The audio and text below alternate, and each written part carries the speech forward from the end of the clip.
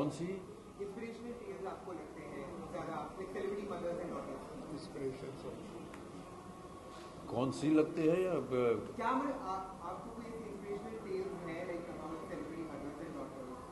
In the book is about that, तो आपने कुछ पढ़ा हो उसमें से? और जी, किताब में तो मेरा कंट्रीब्यूशन है और मेरी अपनी बेटी है, उसके ऊपर हमने लिखा है।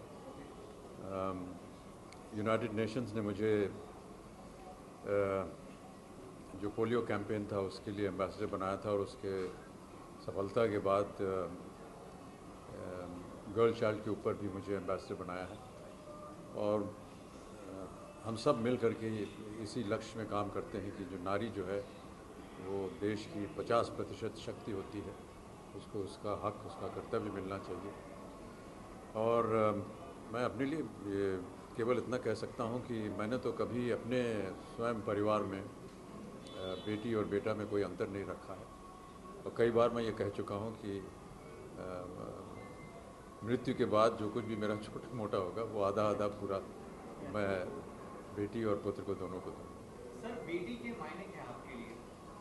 We'll do the rest of the bites later. So should we take Sir for launching the book? We'll take one question and then बेटी के मायने मतलब क्या होते हैं? बेटी बेटी होती है और क्या? कुछ समझ एक करके बोलिए। वो बेटी है? जो बेटी पे प्रश्न हो वो पूछिए।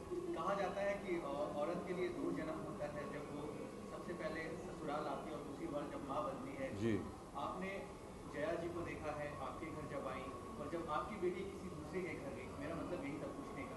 जी हाँ। उन दोनों का डिफिनेशन कैसे आप डिफाइन करते हैं? कोई फ़र्क नहीं है। मैं तो ऐसा मानता हूँ कि बेटी जो होती है वो कई तरीक़ों से वो एक सैक्रिफाइस करती है, क्योंकि जिस परिवार में वो पैदा होती है वो मानती है कि वो उसी का घर है। फिर जब उसका ब्याह हो जाता है तो उसे जा कर के एक दूसरा घर बसाना पड़ता है। और इस तरह से मैं मानता हूँ कि नारी जो होती है उसमें ज़्यादा शक्ति होती है, क्योंकि 2 तरह के उसको एक जीवन बिताने पड़ते हैं, फिर उसको अपना घर बनाना पड़ता है।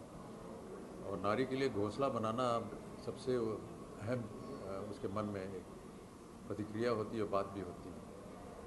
और किस तरह से वो आकर के जिस घर में वो ब्याही है उसे अपना घर बनाना पड़ता है, ये सारी चीज़ें हैं। बहुत सारी अच्छी अच्छी बातें हैं नारियों के बारे में। इस देश में सिर्फ हमारी एक ऐसी कंट्री है जहाँ पे औरतों की पूजा की जाती है, जहाँ को देवी सरस्वती माना जाता है, लेकिन फिर भी हम जानते हैं कि हमारे यहाँ ऐसे कांड होते रहते हैं, जैसे निर्भया कांड हुआ, दिल्ली में हुआ, मुंबई में हुआ।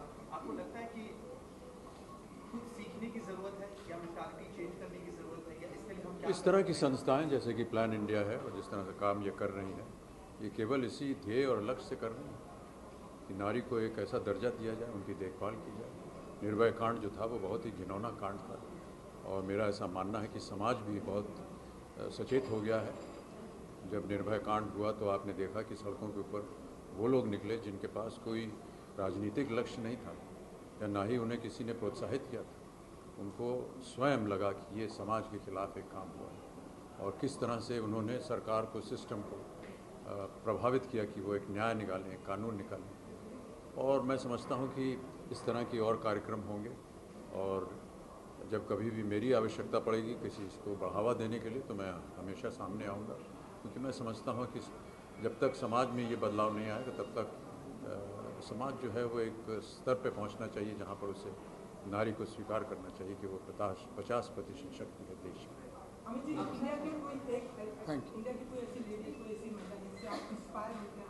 जी, मेरी माता जी। जी, अभी तो आप पूरा वक्त निकाल देंगे, यहाँ जाने दीजिए, फिर बाद में बात करेंगे।